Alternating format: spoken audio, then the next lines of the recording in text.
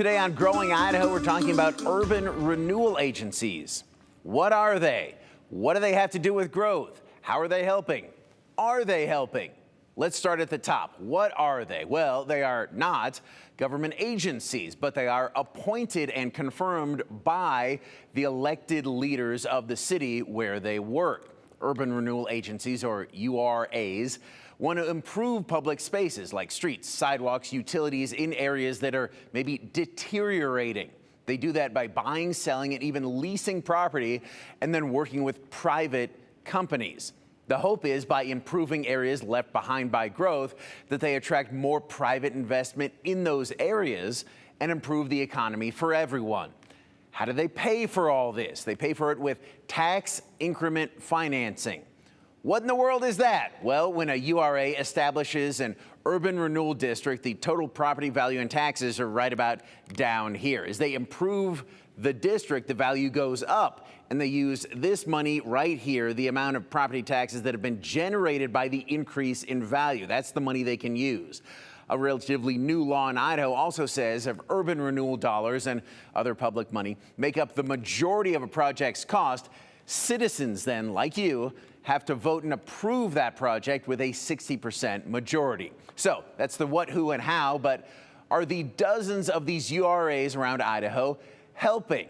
Well, if you ask Jerome Mayor David Davis, absolutely they are. He says Jerome has been able to grow public infrastructure and have that growth pay for itself thanks to the businesses that invested in that area. We've utilized that quite readily, and it's paid off for us. It's promoted the ability to pay for infrastructure and growth that these industries actually pay for through tax increment financing. And that's been a big player for us. That's helped us to develop the areas that we have. A lot of folks in the Magic Valley say Chobani would not have chosen the Magic Valley for its big plant without the tax increment financing brought by the Urban Renewal Agency. So all good, right? No. Critics point out that URAs do, in fact, use tax dollars. For public good or not, they think public money decisions should be made by elected officials. Again, urban renewal agency boards are not elected, but they are approved by elected officials and often made up of some elected officials.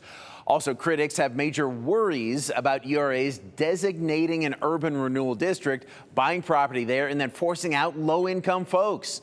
That would reduce the amount of affordable housing options for people who are barely getting by. Essentially, critics are worried about URAs pushing people out of their neighborhoods just because those neighborhoods are not new enough.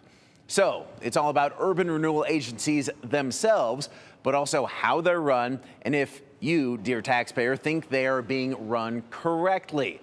We will, of course, keep an eye on them, but you can also watch every single move they make if you want. Agendas, plans, meetings, you name it. I'm going to have a link to a complete list of all of them in Idaho and their plans in this story online at ktvb.com.